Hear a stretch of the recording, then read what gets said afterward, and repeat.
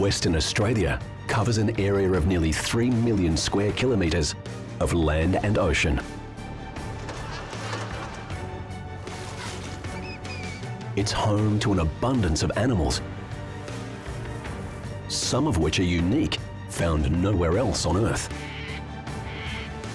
Patrolling this vast area, the largest wildlife beat on the planet, are the men and women of the Department of Parks and Wildlife. We're here to save the cygnets. There's only 9 or 10 left. They are on the front line, prepared for anything,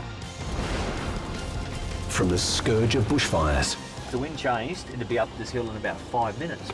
to complex wildlife crime investigations. The forensic arena for humans, we know what can be done with solving crimes. It's no different now with wildlife. And often risking their own lives to rescue the animals. They will kill you in a heartbeat, give them half a chance.